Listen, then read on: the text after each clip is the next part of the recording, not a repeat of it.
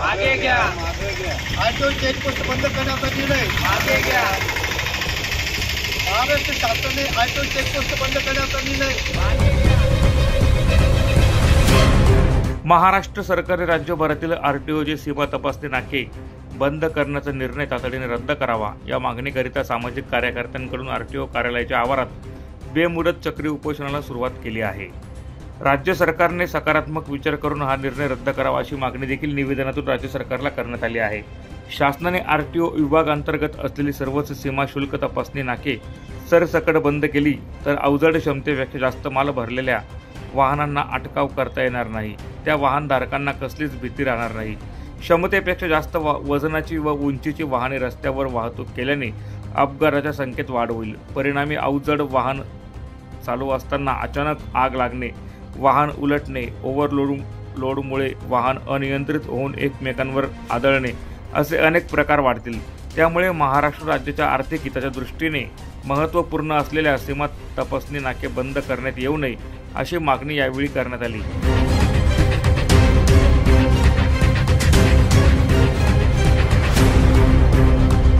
महाराष्ट्र शासनाकडून जो घाईगडबडीत निर्णय घेतला गेला होता की महाराष्ट्र राज्यभरात असलेले सीमा शुल्क नाके आरटीओ चेकपोस्ट बंद करण्याचा निर्णय जो घेतला आहे त्या निर्णयाचा तो निर्णय मागे घ्यावा, तो निर्णय रद्द करावा यासाठी आम्ही दिनांक 9/4/2025 पासून बेमुदत चक्री उपोषणाला बसलो आहोत।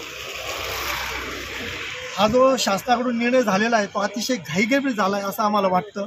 या संदर्भात आम्ही 18 मुद्दे आम्ही उपस्थित केलेले आहेत।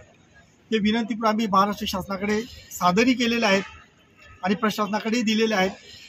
त्यातील मुद्दा क्रमांक 1 असा आहे की महाराष्ट्र शासनाने ज्या लोकांनी जो निर्णय म्हणजे जो महाराष्ट्र शासनाकडे त्यांनी सांगितलं की चेकपोस्ट रद्द याची जी मागणी आहे ती मागणी तर तुम्ही चेकपोस्ट बंद करण्याचं मग तसं शासनाकडे तुम्ही लेखी त्याचं अभिपत्र घ्या। महाराष्ट्र देशामध्ये महाराष्ट्र राज्य आर्थिक राजधानी मुंबई आणि महाराष्ट्र राज्य एक समृद्ध राज्य आहे आणि देशभरातून राज्यामध्ये वाहनं येतात। जर ही चेकपोस्ट बंद झाली तर जी मालवाहू अवजड वाहनं येतील ते वाहनांना नियंत्रण राहणार नाही।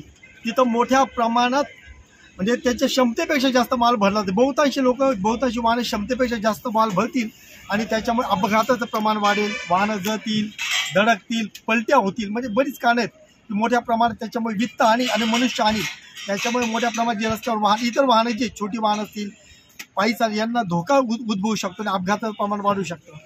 तसंच चेकपोस्टवरून महाराष्ट्र शासनाला मोठ्या प्रमाणात महसूल मिळतो। तसंच चेकपोस्टमुळे पोलीस प्रशासनाकडे पण मोठ्या वाहनं तिथं डिटेक्ट केली जातात। तसंच आरटीओ चेकपोस्टच्या परिसरात गो तस्कर असतील, तुमची गुटखा असेल, तुमचं मद्य असेल, गांजा असेल, इथं जे असामाजिक गोष्टी आहेत त्या गोष्टी तिथं पकडल्या जातात। हे चेकपोस्टमुळे चेकपोस्ट बंद करण्याचा निर्णय जो आहे अतिशय चुकीचा आहे। त्याच्यामुळे आम्ही आमच्या ज्या मागण्या आहेत त्या 18 स्वरूपाच्या मागण्या आहेत त्या शासनाकडे आम्ही सादर केलेल्या आहेत। तसंच 1990 पूर्वी वाहनांची जी संख्या होती कमी होती, पण त्या वाहनाची जी चाकांची संख्या ती पण कमी होती। आता काळानुसार 35 वर्षामध्ये वाहनांची संख्या वाढली, वाहनांच्या चाकांची संख्या वाढली, आज वाहनांच्या स्वरूप पण बदललेलं आहे।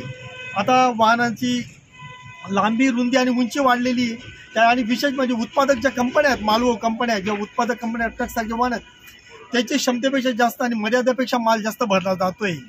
आजही त्याचे खूप धोके आहेतच ते सर्व।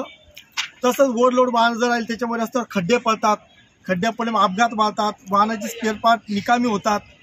तसंच वाहनं पोलीस प्रशासनाकडून आरटीओ चेकपोस्ट वाहनं डिटेक्ट केली जातात। चोरीचा मुद्देमाल, लाकूड तस्करी बऱ्याच गोष्टी त्याच्यामुळे नियंत्रण मिळतात। त्याच्यामुळे आरटीओ सीमा शुल्क जी नाके आहेत ती म्हणजे महाराष्ट्र राज्याच्या सीमावर्ती भागात तिथं घाट सेक्शन पण जास्त आहेत, त्याच्यावर वाहन चढल्यावर किंवा उतरल्यावर घाट गरम होतात तर सीमा शुल्क नाक्यावर बरेच वेळ थांबतात, त्याचे वाहन थंड होतात आणि अपघात टाळला जातो।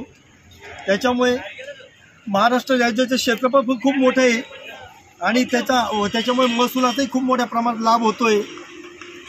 आणि यानं चेकपोस्ट म्हणजे महाराष्ट्र राज्याची संरक्षक भिंत आहे, ती तुम्ही भिंतच बंद करताय। तसंच बेरोजगारी महाराष्ट्रात मोठ्या प्रमाणात आहेत, तर चेकपोस्ट परिसरात मोठ्या प्रमाणात हॉटेल्स आहेत, धाबे आहेत, वॉशिंग सेंटर आहेत, टायर पंक्चरची दुकानं आहेत, PUCची दुकानं आहेत, मनी ट्रान्सपोर्टची दुकानं आहेत, मोबाईल रिचार्जची आणि ती ठिकाणी 24 तास म्हणजे आरटीओ चेकपोस्ट 24 तास कार्यरत असल्यामुळे त्या ठिकाणी सदैव प्रकाश असतो, वाहनांना धोका नाही चोरीचा। तिथं सुरक्षित असतात ही वाहनं, मालवाहू वाहनं. त्याच्यानंतर खाजगी सुरक्षा, इथं सगळ्यांनाच रोजगार मिळालेला आहे. आणि एक सुरक्षितता आहे. चेकपोस्ट बंद करण्याचा हा निर्णय चुकीचा आहे. या संदर्भात आम्ही आहे ना शासनाकडे तसं आम्ही एक आमचं निवेदन पाठवलंच आहे. आणि चेकपोस्टमुळे दंड आकारला जातो. भीती असते वाहनधारकांना की नाही इथं सुरक्षितता आहे म्हणून बेकार इथं वाहनं येत नाही, अशा सर्व गोष्टी आहेत त्याच्यात. तर आमचं तसं निवेदन आम्ही सादर केलेलं आहे. शासनाने तो तात्काळ निर्णय मागे घ्यावा हीच आमची शासनाकडे विनंती आहे. यावेळी प्रमोद झालटे, विजय गुजर, शालिग्राम गुजर, नाना पाटील, मोहन बिल, प्रमोद सूर्यवंशी, शुभम वाघ, सोनू मोरे आदी यावेळी उपस्थित होते.